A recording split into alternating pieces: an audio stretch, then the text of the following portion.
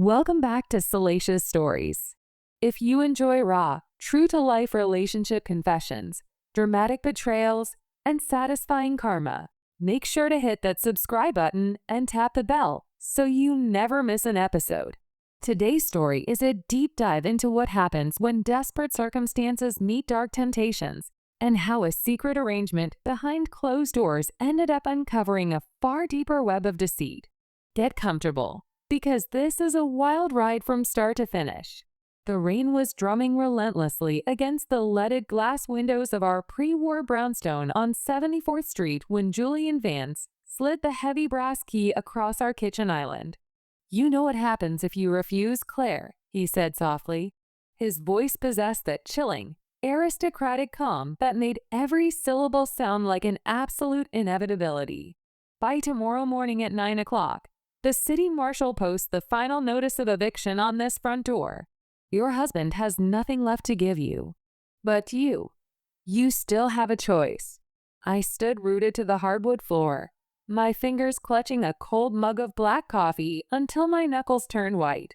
In the adjacent living room, my husband David was passed out on the leather sofa, surrounded by unpaid utility bills, overdue loan notices, and 3 empty glasses of cheap bourbon. David had no idea our landlord was standing in our kitchen. He had no idea Julian was looking at me with eyes that promised both salvation and complete ruin. And most terrifying of all, David had no idea that I was about to say yes. To understand how I ended up standing in that kitchen bargaining away my marriage, you must understand the life David and I had built over the previous 7 years. My name is Claire. I am 32 years old, and for most of my adult life, I believed I was living the modern fairy tale. I met David when I was 25, fresh out of design school and working as a junior decorator at an architectural firm in Soho. David was 27 at the time, handsome, ambitious, sharply dressed, and working his way up as a portfolio manager at a boutique investment firm in the financial district. David swept me off my feet with effortless charisma. He was the kind of man who never hesitated to pick up the check, who knew every waiter in Manhattan by name, and who spoke about our future with unshakable confidence. When we married 3 years later at a historic estate in upstate New York, I truly believed I was marrying my lifelong partner, protector, and best friend. Shortly after our wedding, we moved into our dream apartment, a grand 2-bedroom floor-through brownstone unit on the Upper West Side. It was breathtaking. 11-foot ceilings, original parquet floors, exposed brick fireplaces, and a private wrought iron balcony that looked out over a quiet, ivy-covered courtyard. Our landlord was a man named Julian Vance. Julian was 45 years old, fiercely wealthy, and the scion of an old New York real estate family. He owned nearly a dozen historic properties across Manhattan, yet he maintained an unusual, hands-on approach to his buildings. Julian was a tall, imposing figure with silver-streaked dark hair, tailored bespoke suits, and dark, analytical eyes that seemed to read right through whatever polite pleasantries you offered him. From the first day we moved in, Julian treated me with a distinct, lingering politeness. Whenever he came by for annual inspections or building maintenance, his gaze would rest on my face just a beat longer than necessary. When he shook my hand, his grip was warm and firm, holding on for just an extra second. At the time, I laughed it off as harmless charm. I was utterly devoted to David. Our life was comfortable, stable, and predictable. Then, in November of last year, the ground beneath our feet collapsed. It began on a rainy Tuesday afternoon when David came home at 2 o'clock, his tie undone, his briefcase haphazardly thrown onto the entryway bench, and his face pale as chalk. "What happened?" I asked, rushing over to him. "David, are you sick?" "The firm is gone, Claire," he muttered, staring blankly at the wall. "The Securities and Exchange Commission raided our offices this morning. The senior partners were running unhedged derivative positions off the books. They froze all company accounts. The firm is shutting down immediately." I felt the air leave my lungs. "What does that mean for you? Your salary? Your equity?" Gone, David whispered, sinking into the armchair with his head in his hands. Everything is frozen. I'm out of a job, and until the regulatory audit clears, my trading licenses are suspended. In that moment, I swallowed my own panic and wrapped my arms around his shoulders. I told him we would survive. I told him we were a team. We had some savings, and my freelance interior design business was steady, even if it wasn't hugely lucrative. I proposed cutting our discretionary spending immediately, looking for a cheaper apartment in Brooklyn or Queens, and putting our energy into rebuilding. But David's pride was a fortress that refused to yield to reality. Instead of adapting, David retreated into deep, toxic denial. He refused to let me look for smaller apartments, insisting that moving to an outer borough would ruin his professional reputation. He refused to take interim consulting gigs or lower-level analyst roles, claiming he was in talks with top-tier private equity funds that were about to close a multi-million-dollar buyout. Weeks turned into months, and those buyout deals never materialized. David stopped waking up early. He stopped shaving. He spent his days in sweatpants, staring at financial news on his laptop while nursing glasses of bourbon from noon onward. When I tried to gently bring up our mounting debts, he would erupt in explosive fury. "Do you think I'm stupid, Claire?" he roared one night when I showed him our bank balance. "Do you think I don't know the rent is due? Stop nagging me. I have an 8-figure deal in the pipeline. Julian Vance has hundreds of millions of dollars. He can wait a couple of months for his $5,000. David, we're 3 months behind." I yelled back, tears streaming down my face. "That's over $16,000. We just got a 10-day pay or quit notice. If we don't pay by Friday, the city marshal is going to put our furniture on the sidewalk." I said I'm handling it. He screamed, throwing an empty glass against the brick hearth, where it shattered into 100 jagged pieces. "If you don't believe in me, then get the hell out of my way." He grabbed his coat, slammed the heavy oak front door behind him, and vanished into the cold night to drink at the corner tavern. I dropped to my knees on the hardwood floor, picking up the shards of broken glass, weeping until my chest ached. My design income was barely $3,000 a month, just enough to cover groceries, utilities, and David's mounting credit card minimums. I was completely, utterly trapped. And that was when the 3 slow, deliberate knocks echoed against the door. I quickly wiped my face with the sleeve of my sweater, took a deep, trembling breath, and walked to the entryway. I assumed David had forgotten his keys or returned to offer a half-hearted apology. When I unlocked the deadbolt and pulled the door open, my breath hitched in my throat. Julian Vance was standing on the dimly lit landing. He was wearing an immaculate charcoal cashmere overcoat over a crisp white shirt, holding a large black umbrella that dripped rainwater onto the brass doorplate. "Good evening, Claire," Julian said in a low, resonant tone. Panic spiked through my chest like an electric shock. "Julian, I'm so sorry. David isn't here right now. If you're here about the eviction notice, I swear we are doing everything we can. I have a major design consultation in Tribeca next week, and I can give you $3,500 by Monday." Julian raised a leather-gloved hand, cutting me off gently. "May I step inside for a moment, Claire? It's freezing in the stairwell, and I'd prefer not to conduct building business in the hallway." I swallowed hard, nodded numbly, and stepped aside. Julian stepped into the foyer, slipped off his gloves, and leaned his umbrella against the wall. His dark eyes scanned the living room, noticing the shattered glass I hadn't finished cleaning, the pile of overdue bills scattered on the coffee table, and the overwhelming scent of stale bourbon and distress. He turned his gaze back to me, studying my tear-stained cheeks and disheveled sweater with a look that was remarkably free of judgment. If anything, his expression was filled with a quiet, dangerous sympathy. "He left you alone to clean up his mess again, didn't he?" Julian asked softly, stepping closer until he was standing barely 2 feet from me. I looked down at the floor, burning with embarrassment. "He's under a lot of stress, Julian. The firm collapsing. It wasn't his fault." Julian let out a short, humorless breath. Claire, you are an exceptionally loyal woman, but you are lying for a man who wouldn't spend 10 seconds protecting you. That's not fair. David owes my management corporation $16,600 in back rent and legal fees, Julian stated, his voice dropping into a calm, matter-of-fact rhythm. Under New York housing law, the warrant of eviction has already been signed by the housing court judge.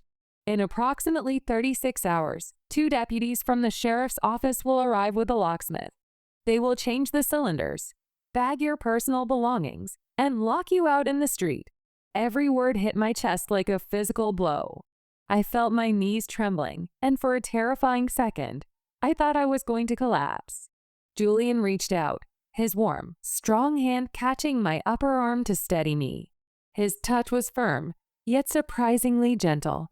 He held me for a moment longer than necessary, his thumb lightly brushing the fabric of my sleeve before letting go. He reached into the interior breast pocket of his overcoat and produced a thick, sealed manila folder. He placed it squarely on the kitchen island. "What is that?" I whispered, staring at the folder as if it were a venomous snake. "That is a certified receipt of full debt satisfaction," Julian replied smoothly. $16,600, marked paid in full, along with a new 2-year residential lease extension at a fixed rate of $0 per month. My head snapped up. I looked at his face, searching for any sign of mockery. $0? Why would you do that? You're a businessman. You don't give away Upper West Side real estate for free. Julian stepped forward until the distance between us vanished entirely. He stood so close I could feel the heat radiating from his chest, catching the rich scent of cedarwood, amber, and rain. He slowly reached up, his fingers brushing against my jawline and gently tilting my chin upward, so my eyes met his. "Because I don't need your money, Claire," he whispered, his voice dark, intimate, and mesmerizing. "I own 72 properties in this city. $16,000 is pocket change to me. But you are something entirely different. I have watched you walk through that courtyard for 3 years.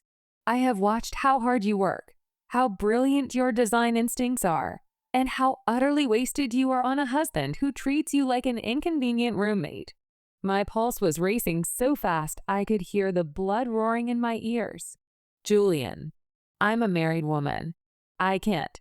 I won't. I am not asking you to divorce him, Claire," Julian murmured, his thumb grazing my lower lip with deliberate slowness. "I am offering an arrangement. A private lease between you and me. You come to my penthouse on 57th Street every Friday evening. We have dinner. You spend the night with me. You become my companion. In exchange, this brownstone remains yours. No rent. No notices. No sheriffs. David never has to know. And you never have to spend another night crying on a cold kitchen floor." The room felt entirely devoid of oxygen. The sheer, shameless immorality of what he was asking made my stomach turn, yet the sheer relief of having a secure roof over my head, combined with months of David's emotional abandonment, paralyzed my moral compass. "And if I tell you to get out?" I asked, my voice cracking. Julian's hand dropped from my face. He smiled faintly, adjusting his cufflinks with practiced elegance.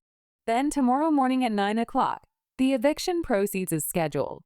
By Friday night, you and David can look for shelter in a budget motel on the highway." He leaned down, his lips hovering millimeters from my ear, his warm breath sending a violent shudder down my spine. "You have until tomorrow at noon, Claire. If you accept my terms, wear something elegant, and meet my driver at the corner of 72nd and Columbus on Friday at 7 o'clock. The choice is entirely yours." Without waiting for an answer, Julian turned, picked up his umbrella, and stepped out into the rainy night, closing the heavy oak door softly behind him. At 3:30 that morning, David finally stumbled through the door. He was so intoxicated he could barely stand, mumbling incoherently about fake friends and unloyal investors as he collapsed onto the couch in his damp clothes. When I tried to take his wet shoes off, he shoved my hands away with a snarl. "Leave me alone, Claire. Just go to bed." I stood in the dark hallway, watching the man I had given 7 years of my life to. I looked at the eviction notice lying on the counter next to Julian's envelope. In that quiet, agonizing hour before dawn, something inside me broke permanently. The devotion, the loyalty, the desperate hope that David would step up and be the man I needed, it all withered away, replaced by a cold, practical instinct for survival. The next day, Friday at 6 in the evening, I stepped into the bathroom. I took a long, steaming shower, washing away the exhaustion of the past 6 months. I dried my hair, styled it in loose waves, applied my makeup with meticulous care, and zipped myself into a sleek, backless black satin dress I hadn't worn in 3 years. When I walked out into the living room, David was sitting on the couch in his stained sweatpants, staring at his phone. He looked up, his eyes widening slightly as he took in my appearance. "Where are you going dressed like that?" he asked, a hint of suspicion in his voice. "I landed an introductory meeting with a high-end commercial developer in Midtown," I said, my voice steady, cool, and detached. "He's looking for an interior consultant for a new boutique hotel. If it goes well, he's paying a substantial retainer." David leaned back, a smug, relieved smirk spreading across his face. "See? What did I tell you? Things always work out. Just make sure you negotiate for 50% upfront, Claire. We need the liquidity." I looked at him for 5 seconds, just 5 seconds of absolute, unforgiving silence. "I'll make sure we get exactly what we deserve, David," I said, picked up my clutch, and walked out the door. At the corner of 72nd and Columbus, a black Mercedes Maybach was idling quietly against the curb. As I approached, a uniformed driver stepped out, opened the rear door, and bowed his head respectfully. "Good evening, Mrs. Miller. Mr. Vance is expecting you." 20 minutes later, the private penthouse elevator opened directly into Julian's residence on the 54th floor of the billionaire's row tower on 57th Street. The penthouse was a masterclass in modern architectural luxury. Soaring 20-foot floor-to-ceiling glass walls looked out over the glittering, amber sea of Manhattan, from the dark expanse of Central Park all the way to the illuminated bridges spanning the East River. Soft, melancholy jazz played through hidden acoustic panels, and the air smelled of expensive sandalwood and white orchids. Julian was standing by a marble fireplace, holding a crystal tumbler of scotch. When he saw me step into the foyer, his conversation with himself seemed to halt. His eyes traveled slowly down the length of my dress, a look of unreserved, intense admiration in his eyes. "You are breathtaking, Claire," he said, setting his glass down and walking toward me.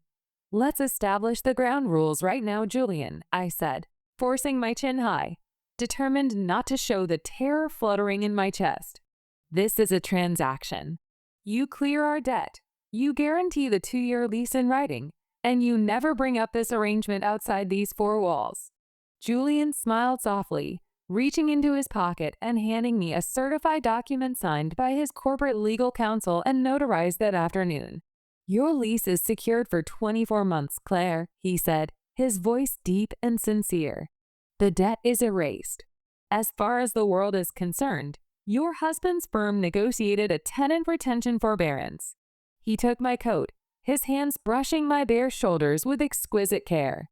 That night, Julian didn't treat me like a desperate tenant or a paid companion. He treated me like royalty. He had hired a private chef to prepare a 5-course French dinner, pairing each course with rare vintages of wine. Throughout the meal, Julian was captivating. He asked me about my design portfolio, listened intently as I described my dream of opening an independent studio, and engaged with my intellect in a way David hadn't done in years. After dinner, we stood together at the edge of the terrace, looking out over the glowing city below. The night air was crisp, and when I shivered slightly, Julian stepped up behind me, wrapping his arms around my waist and pulling my back against his chest. "You don't belong in the shadows of a broken man, Claire," he whispered against the curve of my neck. "You belong somewhere where you are worshipped." When he turned me around in his arms and pressed his lips against mine, all the guilt, all the hesitation, and all the fear melted away into an intoxicating rush of passion that consumed every rational thought. That night, in that towering penthouse high above the city, I crossed a line from which there was no returning. For the next 2 months, I lived a double life. At home in the brownstone, the tension seemed to have vanished. Because our rent was officially marked as forgiven under corporate review, David believed his endless excuses had paid off. He seemed lighter, more relaxed, though he still spent most of his days out of the house, claiming to be consulting for hedge fund contacts in Greenwich. Meanwhile, every Friday night belonged to Julian Vance. What had started as a desperate Faustian bargain quickly transformed into a dangerous, thrilling reality. Julian was generous beyond measure. He set up an expense account for my design studio, bought me custom jewelry, and took me to private members' clubs where no one from our social circle would ever spot us. For the first time in years, I felt alive, desired, and powerful. Yet, deep down, a nagging intuition told me that something didn't add up. Julian was a ruthless real estate titan who had built an empire on calculated leverage. Men like Julian didn't simply forgive $16,000 and hand over 2 years of free rent out of romantic infatuation. The truth began to unravel on a Friday in late April. Julian was in his penthouse study hosting an urgent video conference with his London development partners. I was sitting on the plush leather Chesterfield sofa in his library, sipping tea and browsing through a collection of architectural blueprints. As I reached across his mahogany desk to pick up a brass magnifying glass, my silk sleeve caught the edge of a heavy leather-bound portfolio, knocking it off the corner of the desk. The folder hit the Persian rug, and dozens of loose documents and photographs spilled across the floor. "Oh, damn it," I muttered, quickly dropping to my knees to gather the papers before Julian finished his call. I picked up the first photograph, and my entire body went rigid. It was a high-resolution surveillance photograph of my husband, David. He was standing outside a luxury high-rise condominium building on Franklin Street in Tribeca. He was laughing, wearing an expensive designer cashmere sweater I had never seen before, with his arm wrapped tightly around the waist of a stunning brunette woman in her late 20s. My heart began thumping frantically against my ribs. My hands shook so violently I could barely hold the paper. I scrambled through the rest of the folder. There were dozens of surveillance photos. David dining at 5-star restaurants in Soho. David boarding a private weekend flight at Teterboro Airport. David purchasing an $18,000 diamond tennis bracelet at a jeweler on Madison Avenue. And behind the photographs were copies of certified bank statements from an offshore private banking entity in Grand Cayman, under the name Redwood Global Management LLC. The authorized signatory on the account was David Miller, and the cash balance listed on the latest statement was $894,000. I felt like I had been plunged into an icy river. The room seemed to tilt violently on its axis. David had nearly $900,000 in liquid cash. The entire collapse of his investment firm had been a calculated extraction. While he was looking me in the eye and weeping about eviction notices, while he was letting me work 70 hours a week to buy groceries, while he was watching me stress myself to the point of physical illness, David was sitting on nearly $1 million in untraceable offshore funds, spending thousands of dollars a week on a mistress in Tribeca. He hadn't failed. He had deliberately abandoned me to sink while he prepared his golden parachute. Before I could catch my breath, the double doors of the study clicked open. Julian Vance walked in, closing the doors quietly behind him. He looked at me kneeling on the floor, surrounded by the photos and bank statements, his expression calm, measured, and entirely unbothered. "I was hoping you wouldn't have to see those until next week, Claire," Julian said softly. I scrambled to my feet, clutching the bank records to my chest, tears of sheer fury burning my eyes. "What is this, Julian?" I demanded, my voice trembling with rage. "Why do you have private investigator files on my husband? Why do you have his offshore bank statements? Did you know about this all along?" Julian walked over to the bar, poured 2 fingers of scotch, and took a slow, measured sip before looking back at me. "3 years ago, Claire," Julian began, his voice ice cold, Your husband convinced a consortium of private investors, including my younger brother, Thomas, to invest $12 million into a proprietary algorithmic trading fund. When the market turned against his positions, David didn't liquidate responsibly. He funneled $900,000 into Redwood Global, forged the internal audit logs, and let his partners take the criminal fall while my brother lost his entire life savings. The truth hit me with the force of a freight train. Your brother. Thomas had a nervous breakdown, Claire. He lost his home, his marriage, and his dignity.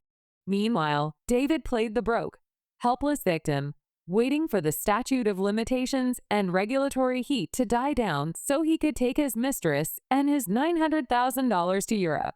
Julian stepped forward, setting his glass on the desk and looking directly into my eyes. I bought the debt on your brownstone 8 months ago specifically to back David into a corner. I wanted to see how much pressure it would take before he dipped into his offshore stash to save his own marriage. But do you know what David did when the eviction notices started arriving? Julian sneered in disgust. He didn't care. He was already planning to abandon you. He was going to let you get evicted, leave you with the debts, and disappear to Zurich with his girlfriend. Tears spilled freely down my cheeks, but they weren't tears of sadness. They were tears of pure, burning, venomous rage. And what about me, Julian? I choked out, stepping up to him. Was I just a piece on your chessboard? Did you sleep with me just to get back at David? Julian's gaze softened, and for the first time since I had met him, his impenetrable aristocratic mask slipped. He reached out, his warm hands gently cupping both sides of my face. When I first knocked on your door in the rain, yes. I wanted leverage over him. But the moment I sat in your kitchen and saw your grace, your loyalty, and the unbearable burden you were carrying, everything changed. You were the only innocent person in that house, Claire. I realized that destroying David wasn't enough. I wanted to give you the justice you deserved. I stared at Julian, my mind racing with crystalline clarity. The fear, the shame, and the victimhood that had defined my life for the past 6 months evaporated completely. I was done being collateral damage in men's games. I stepped back, pulled the manila folder together, and looked Julian dead in the eye. Do you have the forensic accounting chain that links Redwood Global directly to David's personal signatures? I asked, my voice cold and razor sharp. Julian smiled, a slow, dangerous grin of genuine respect. I have every single wire transfer, every IP login from his laptop, and the sworn affidavit from his Swiss intermediary. Good, I said, wiping the tears from my face. Then print 2 copies. We're having a dinner party on Tuesday. On Tuesday evening at 7 o'clock, our Upper West Side brownstone looked more elegant than it had in years. The mahogany dining table was draped in white linen. The antique silver was polished, 2 taper candles flickered in the center, and the aroma of roasted rosemary chicken filled the warm, dimly lit apartment. When David walked through the front door, wearing his usual disheveled blazer and looking annoyed, he paused in the entryway, squinting at the formal setup. What's all this? David asked, tossing his keys onto the credenza. Did you land a client or something? Something like that, David, I replied pleasantly from the kitchen, wearing an elegant emerald silk blouse and a tailored black skirt. Sit down. We have an important guest joining us for dinner. A guest. Who? Claire, you know I don't want people in the house right now. Before he could finish his sentence, the front door opened and Julian Vance stepped into the foyer. David froze. The color drained completely from his face, turning an ashen, sickly gray. Vance? David stammered, stepping back toward the living room. What the hell is he doing here? Claire, if this is about the lease forbearance, I told you I'd handle the paperwork with his office. Sit down, David, I said. My voice wasn't loud, but the sheer, icy authority in my tone stopped David dead in his tracks. He looked at me, then looked at Julian, who walked past him without a word and pulled out a chair at the head of the table. Slowly, reluctantly, David pulled out his chair and sank into it, his hands shaking slightly on the tablecloth. Let's talk about Redwood Global Management, David, I said. walking over to the table and placing 3 distinct files in front of him. David's eyes widened in sheer, unadulterated terror. File number 1. The complete certified bank ledger from Grand Cayman showing $894,000. File number 2. 52 surveillance photos of David and his mistress in Tribeca at 5-star hotels and boarding private jets. File number 3. The forensic fraud dossier detailing the $12 million stolen from Julian's brother and the other fund investors. Claire, listen to me, David began, his voice breaking into a high-pitched, panicked sweat. This is a setup. This isn't mine. This was a blind trust set up by the senior partners to protect company assets. Shut your mouth, David, I whispered, leaning over the table until my eyes were inches from his. You let me cry on this floor. You let me skip meals. You let me beg for extensions from our utility companies while you sat on $900,000 and bought diamond bracelets for a 26-year-old girl in Tribeca. Claire, please, David begged, tears of panic welling in his eyes. I did it for us. I was going to move us to Switzerland as soon as the SEC investigation closed. I swear to God, I was going to bring you with me. Julian leaned forward, his voice cutting through David's frantic lies like a surgical scalpel. The United States Attorney for the Southern District of New York and the Department of Justice received these files at 2 o'clock this afternoon, David, along with the complete transaction history from your Cayman shell company. David stared at Julian, his jaw trembling. You turned me in? By tomorrow morning, every dollar tied to Redwood Global will be frozen under federal asset seizure warrants, Julian continued coldly. And by noon, the FBI will be executing an arrest warrant for wire fraud, securities manipulation, and grand larceny. David looked back and forth between us, the realization slowly settling into his hollow, terrified eyes. He looked at Julian's tailored suit, then looked at the way Julian was sitting comfortably at our table, and finally looked at me. You, David whispered, his voice cracking with utter disbelief. You too. How long have you been sleeping with my landlord, Claire? I stood up straight, looked down at the pathetic shell of the man I had once loved, and felt nothing but absolute, liberating indifference. Long enough, David, I said quietly, to make sure that when you go to federal prison for the next 10 years, I keep the apartment. I pointed toward the door. Take your coat, take your lies, and get out of my home before I call the police to escort you out myself. David sat paralyzed for 10 seconds.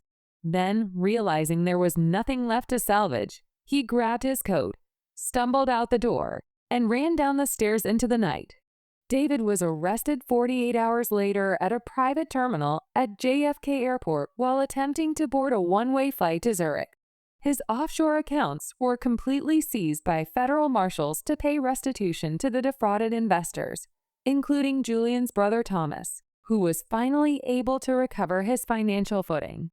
David pled guilty to 3 counts of federal wire fraud and is currently serving an 8-year sentence at a federal correctional facility in Pennsylvania. As for me, I didn't stay with Julian Vance either. A few weeks after David's conviction, Julian invited me to dinner at his penthouse and asked me to move in with him permanently. He told me he loved me, that he wanted to take care of me for the rest of my life. I looked at Julian, a powerful, brilliant, captivating man, and I smiled. I thanked him for opening my eyes, for helping me find the truth, and for giving me my justice. And then I politely declined his offer. I had spent 7 years living in the shadow of one man's ego, and I had no intention of stepping into the gilded cage of another. Instead, I used the zero-rent lease on the brownstone to pour every ounce of my energy and creativity into my independent design firm. Within 12 months, my studio was featured in Architectural Digest, and I was earning more in a quarter than David had ever given me in a year. Eventually, I bought out the lease on a stunning, sun-drenched loft in Soho, paid for entirely with my own hard-earned money. Sometimes, life pushes you into impossible corners where every choice feels like a compromise of your soul. But sometimes, walking through the fire is the only way to realize that you hold the power all along. And that is the story of the landlord's private lease. What do you think of Claire's decisions? Did she do what was necessary to survive and get revenge? Or did she cross the line with Julian? What would you have done if you discovered that offshore bank account? Let me know your thoughts in the comments below. I read and respond to every single one. If you loved this story, make sure to hit that like button, subscribe to Salacious Stories, and click the notification bell so you don't miss our next episode. Until next time, stay sharp, stay loyal, and remember what's done in the dark always comes out in the light.